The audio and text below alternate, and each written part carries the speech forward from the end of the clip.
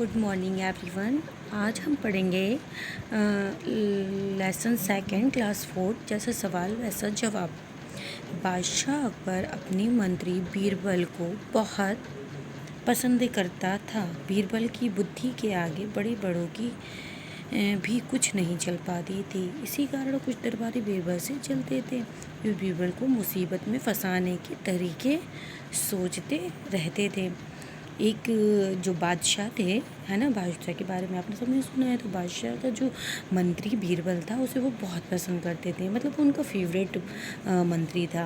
बीरबल जो है वो बहुत बुद्धिमान था। कुछ लोग उसकी वजह से उससे जलते भी थे। अकबर के एक ख़ास दरबारी ख्वाजा सरा को बहुत अभिमान था, मतलब घमंड था। बीरबल को तो वे अपने सामने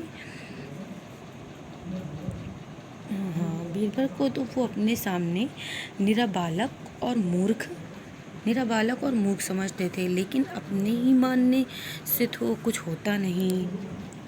दरबार में बीरबल की ही तूती बोलती और ख्वाजा सरा की बात ऐसी लगती थी जैसे नक्कार खाने में तूती की आवाज़ ख्वाजा साहब की चलती तो वे बीरबल को हिंदुस्तान से निकलवा देते। लेकिन निकलवाते कैसे? जो ख्वाजा सरा थे अकबर के दरबार में, वो जो है बीरबल से बहुत चलते थे, है ना। तो वो बीरबल को बहुत मूर्ख और बच्चा समझते थे।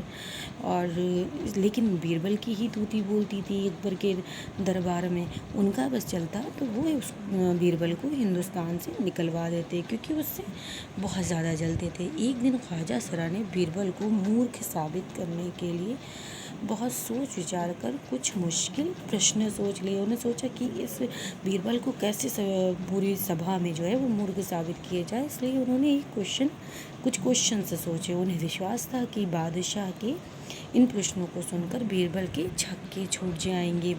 ठीक, उन्होंने ऐसे 2-3 क्वेश्चन से सोच लिए जो कि उनसे पूछा जाए और जिसके वो जवाब न दे पाएँ। उन्हें ये यकीन था कि इसके जवाब दे नहीं पाएंगे और इनके छक्के छूट जाएंगे। वो लाख कोशिश करके भी संतोषजनक उत्तर नहीं दे पाएगा। फिर बादशाह मान लेगा कि ख्वाजा सरा के आगे बीरबल कुछ नहीं। यानी ख्वाजा सरा की बात, मतलब ये बादशाह जो है अकबर, वो ये सोचने लगेंगे कि ख्वाजा सरा बहुत अच्छे हैं, उनकी बुद्धि बहुत है और ये तो वाकई में मेरा बालक है। ठीक, ख्वाजा साहब अचकन पगड़ी पहनकर दाढ़ी सहलाते हुए अकबर के पास आ पहुँचे और सिर झुकाकर बोले, बीरबल बड़ा बुद्धिमान बनता है। आप भी उसकी लंबी चौड़ी बातों के धोखे में आ जाते हैं। मैं चाहता हूँ कि आप मेरे 3 सवालों के जवाब पूछकर उसकी दिमाग की गहराई नाप ले। दिमाग की गहराई नापना मतलब कि वो उसके पास कितना दिमाग है। इस नकली अक्ल बहादुर की कलई खुल जाए। कलई खुलना मतलब भेद खुल जाना। ठीक, मतलब उनकी वो जो ये नकली बहादुर बने घूमते रहते हैं, ये कलई खुल जाएगी। ऐसा ख्वाजा सरा ने कहा बादशाह से कि इनसे मेरे 3 क्वेश्चन ये पूछ लीजिए, ये जवाब नहीं दे पाएंगे। ख्वाजा के अनुरोध करने पर, मतलब ख्वाजा ने इतना कहा तो अनुरोध करने पर अकबर ने बीरबल को बुलाया और उनसे कहा, बीरबल परम ज्ञानी ख्वाजा साहब तुमसे 3 प्रश्न पूछना चाहते हैं। तुम उनके उत्तर दे सकोगे? बीरबल बोले, जहाँ पना ज़रूर दूंगा, खुशी से पूछे। ख्वाजा साहब ने अपने 3 सवाल लिख कर बादशाह को दे दिए। अकबर ने बीरबल से ख्वाजा का पहला प्रश्न पूछा। ठीक, वो 3 क्वेश्चन से बादशाह को दे दिए। अब उन्होंने ये 3 क्वेश्चन पूछा। पहला क्वेश्चन क्या पूछा?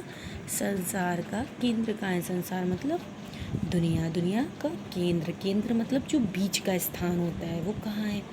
बीरबल ने तुरंत ज़मीन पर अपनी छड़ी गाड़ कर उत्तर दिया, यही स्थान चारों ओर से दुनिया के बीचों बीच पड़ता है ना। ये जो जहाँ पर मेरी छड़ी है, जहाँ पर उन्होंने छड़ी रखी और बोला कि यही दुनिया का बीच का केंद्र है, यही दुनिया का केंद्र है।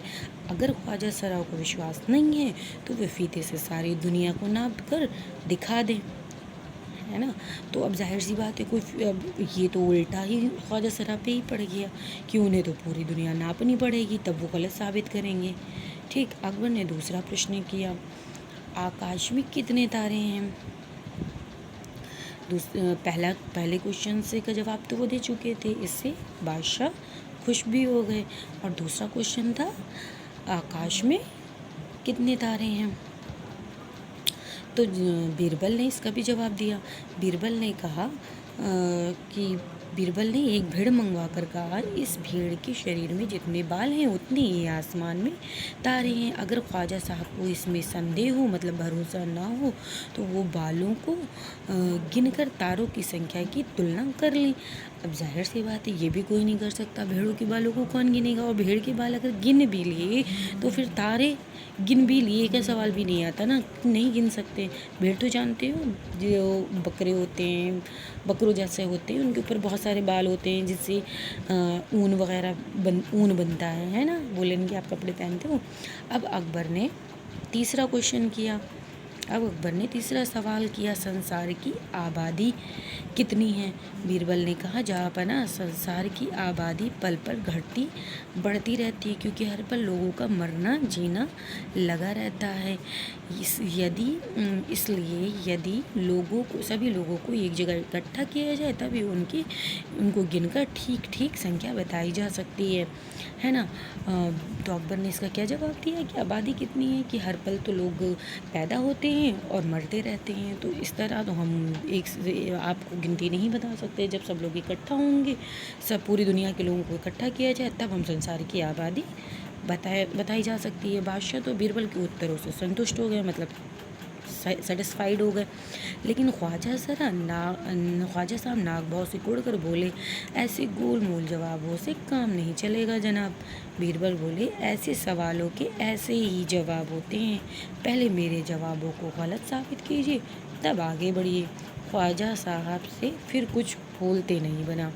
ठीक है, तो ये स्टोरी हमारी कंप्लीट हो गई। आपको स्टोरी भी अच्छी लगी होगी, है ना। इसमें ख्वाजा सरा और अकबर और बीरबल की कहानियाँ तो आपने बहुत सारी सुनी होंगी, है ना। स्टोरी बहुत अच्छी है। अब आपको इसके कल क्वेश्चन आंसर हम करवाएंगे। Okay, bye, take care.